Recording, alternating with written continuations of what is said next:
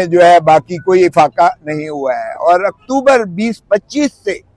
محترم عمران خان صاحب کو یہ عارضات داہنی آنکھ کی تکلیف کا انہوں نے ادراک ہوا،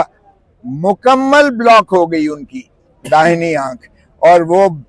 بار بار اصرار کرتے رہے، سپرنٹینڈنٹ جیل کی کان پہ جوں تک نہ رینگی، اور اس لیے کہ وہ خود بھی جو ہے ظاہر ہے کہ بے بس ہوتا ہے، کوئی اور اس کو کنٹرول کر رہا ہوتا ہے۔ تو یہ یقینی بنایا گیا کہ خان صاحب کو جتنی اذیت دی جا سکتی ہے وہ دی گئی،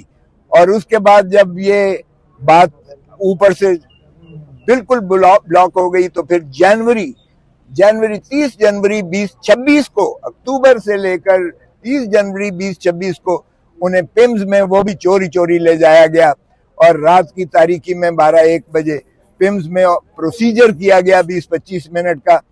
اور جس پر ان کی جو ہے 15% صرف بینائی واپس آئی، اور اس کا بھی وہ چھپاتے رہے، اخفا کرتے رہے، کیونکہ نہ فیملی کو انوالو کیا گیا،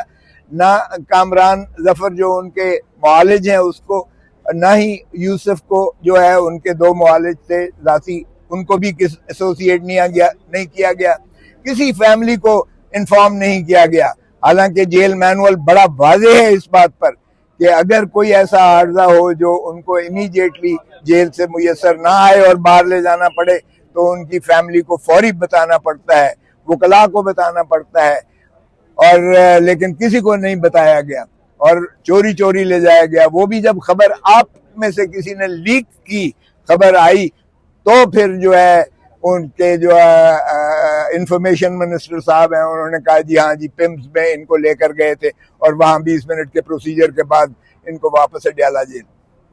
اب جو دوسری مرتبہ یہ ہوا، سلمان صفدر صاحب نے جب وہاں وہ فرینڈ آف دا کورٹ کی رپورٹ دی، تو اس میں پھر جب ہم نے پٹیشن کی تو وہ انہوں نے بھیج دی ہائی کورٹ میں۔ ہائی کورٹ کے جو ہے 2 رکنی بینچ نے